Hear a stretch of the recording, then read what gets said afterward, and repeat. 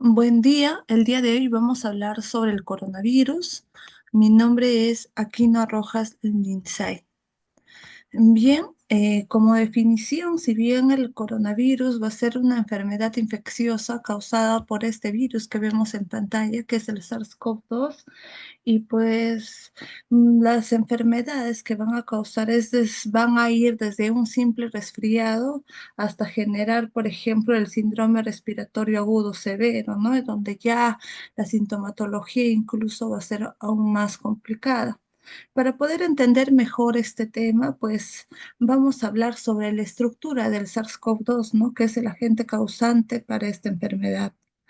Este va a ser un virus esférico con una estructura relativamente simple, pero muy efectiva para infectar nuestras células humanas. Sus principales componentes van a ser, como vemos aquí, la envoltura, que es una capa externa que va a estar compuesta por lípidos que van a proteger al virus y le van a permitir, por ende, fusionarse con otras células humanas.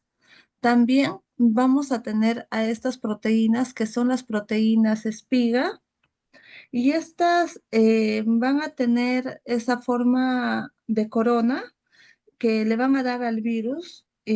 Por eso es que va a ser el nombre, ¿no? De coronavirus. Y son cruciales para la infección, ¿no? Estas se van a unir a los receptores ACE2 de las células humanas, lo que le va a permitir al virus para que pueda entrar hacia la célula del humano. Luego va a tener la membrana y pues esta va a contener lo que es la proteína de membrana. Esta proteína va a ayudar a mantener la forma del virus y va a participar en la formación de la envoltura viral. Luego vamos a tener la proteína de envoltura, que es la proteína E. Se cree que esta proteína pues juega un papel crucial en lo que es en el ensamblaje del virus y su liberación de la célula infectada. Luego contamos que va a tener una nucleocápside, que esta es una capa interna que protege el material genético del virus, que es el ARN, y este material genético del virus que va a contener una cadena simple de ARN y donde va a estar toda la información necesaria para poder replicarse y producir nuevas partículas virales. ¿Cuáles son los mecanismos, no? ¿Cómo va a funcionar este virus? Pues se va a basar primero en lo que es la adhesión. Y aquí, pues, como vemos en la imagen, las proteínas de espiga, que ya estábamos hablando del virus, se van a unir a los receptores ACE2 de las células humanas, principalmente en las células de las vías respiratorias. Estas van a penetrar, ¿no? Entonces, ¿para qué? Para que el virus fusiona su envoltura con la membrana de la célula y va a liberar su material genético en el interior. Posterior a ello, pues esto llegan a replicarse. El ARN viral va a utilizar la maquinaria de la célula huésped para producir copias de sí mismo y las proteínas necesarias para poder ensamblar al virus, ¿no? Luego vamos a tener el ensamblaje en la cual las nuevas partículas virales se van a ensamblar ya dentro de la célula que han ido infectando. Y por último, ya pues se llega a la etapa de la liberación en la cual los nuevos virus son liberados de la célula listos para poder infectar a otras células. ¿Cuáles son las formas de transmisión del coronavirus? Pues el SARS-CoV-2, que es el causante del COVID-19, se va a propagar principalmente a través de las gotículas respiratorias que una persona infectada va a expulsar. Eh, entonces, por ejemplo, la persona enferma, ya sea va a toser, estornudar, hablar o, por ejemplo, va a cantar, entonces estas gotas pueden ser inhaladas directamente por otra persona. o depositarse en las superficies y objetos los cuales pueden contaminarse, ¿no? Por eso es que más adelante vamos a hablar sobre las formas de prevención para esta enfermedad. Las principales vías de transmisión vamos a tener lo que es la vía aérea, por ejemplo, al inhalar las gotas respiratorias expulsadas por una persona infectada, luego puede ser también al contacto, por ejemplo, al tocar una superficie contaminada y luego llevarse las manos hacia la boca. O también vamos a tener dentro de los cuales factores que van a influir en la transmisión. El primero de ellos es la distancia. Por ejemplo, el riesgo de contagio va a ser mayor cuando está cerca de una persona infectada, ¿no? Por eso, mayormente se pedía, a nivel de la pandemia, se pedía el distanciamiento social al menos de 2 metros. Luego, otro de los factores es el tiempo de exposición. Cuanto más tiempo se esté expuesto a una persona infectada o un ambiente contaminado, pues va a ser el riesgo alto, ¿no? Luego también hay que tener en cuenta, pues, el ambiente, ya que, por ejemplo, cuando hay los espacios cerrados o poco ventilados, van a favorecer a la acumulación de las partículas virales en el aire, aumentando el riesgo de transmisión. Y por último, vamos a tener a la carga viral, que es una, si bien a mayor carga viral, pues va a aumentar el riesgo de transmisión, ¿no? Esta representación prácticamente se va a basar en la evolución de los diversos marcadores clínicos y bioquímicos a lo largo de la enfermedad. Ahora, para poder entender mejor, pues vamos a tener los estadios eh, de la COVID-19 y vamos a tener aquí los tres estadios, dentro de la cual en el estadio uno estaríamos hablando, por ejemplo, aquí se va a dar la viremia, en la cual se produce la multiplicación activa del virus en el organismo, lo que genera una alta carga viral en sangre y los síntomas iniciales en esta enfermedad pues van a aparecer los clásicos, ¿no?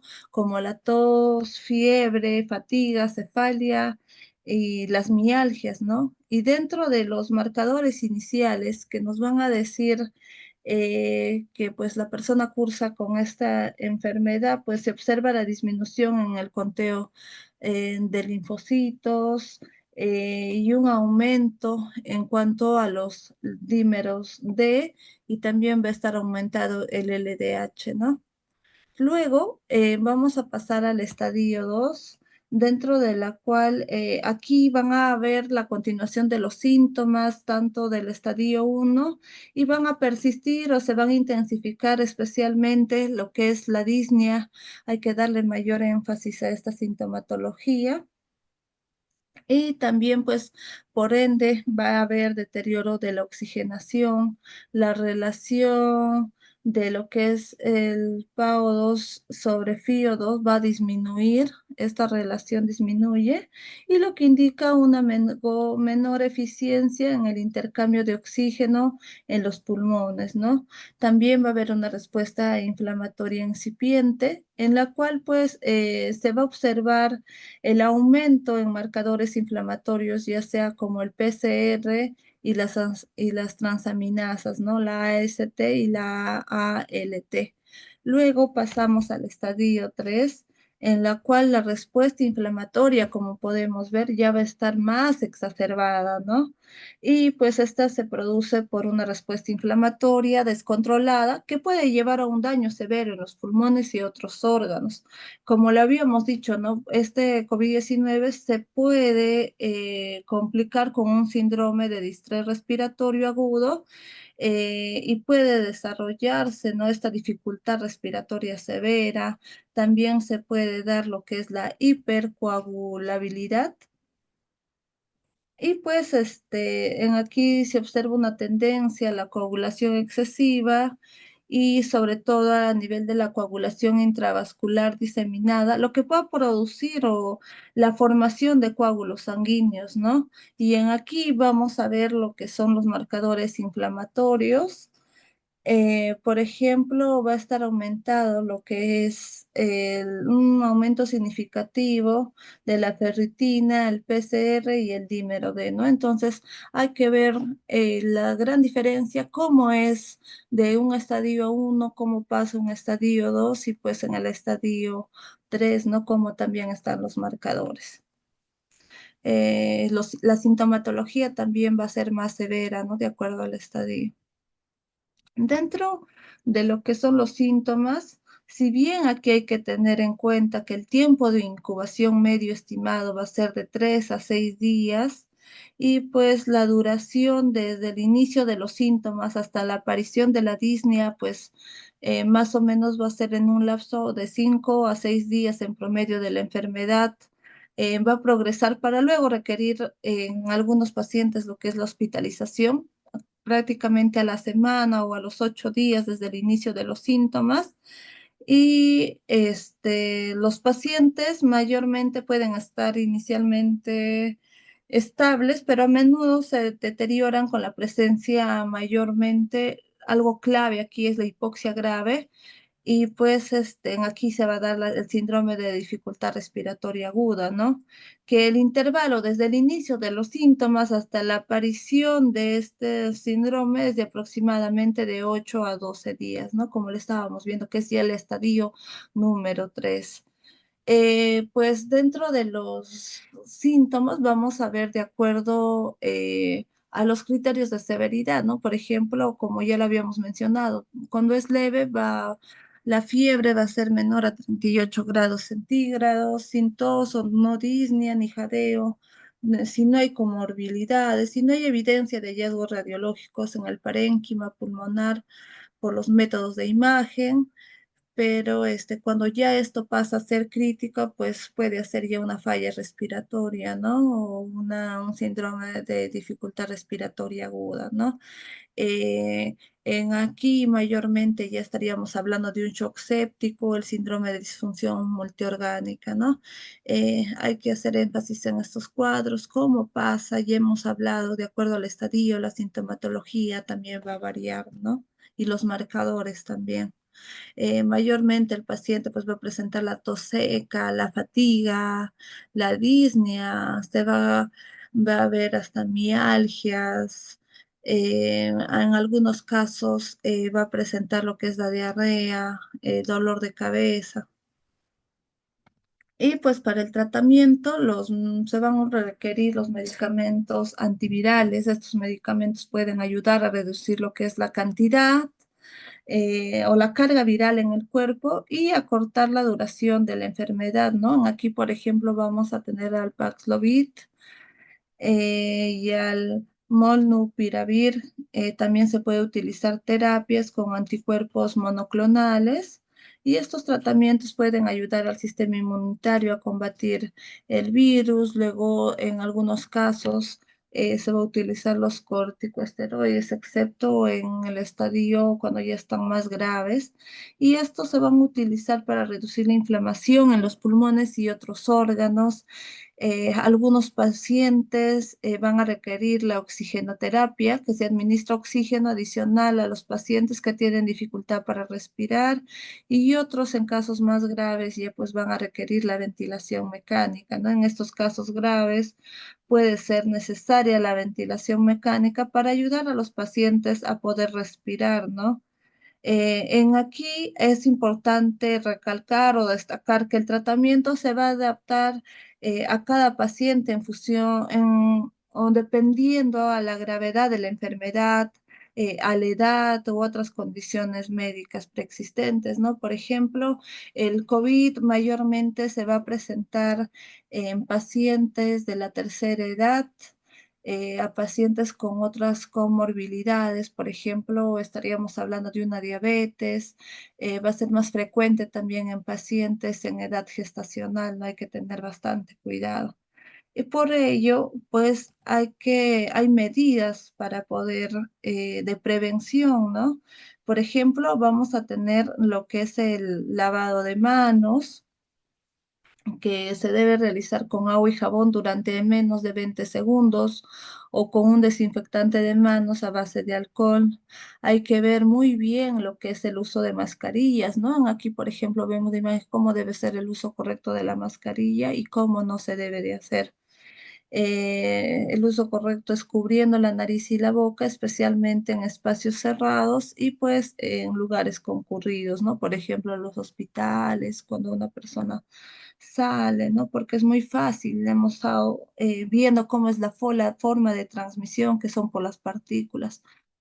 O por si nosotros tocamos, por ejemplo, una superficie contaminada y con la mano sucia nos llevamos a la nariz, la boca o a los ojos, nos estaríamos contaminando, ¿no? Por eso es muy indispensable el uso de mascarillas. Luego también, pues, el distanciamiento físico, hay que mantener al menos 1 metro de distancia, hay que evitar tocarse la cara también, ¿no? Por ejemplo, cuando lo estábamos hablando, que es la infección a través de partículas, nos llevamos a la vista y podríamos contagiarnos, ¿no? Luego hay que ventilar los espacios, es clave para una medida de prevención, ¿no? Cosa que el aire circule de manera normal en caso de los ambientes cerrados, ¿no? La vacunación, también hay que completar el esquema de vacunación contra la COVID-19. Esta es una de las medidas más efectivas para poder prevenir la enfermedad. No hay que olvidar. Y bueno, con esto estaríamos culminando la exposición. Muchas gracias por su atención.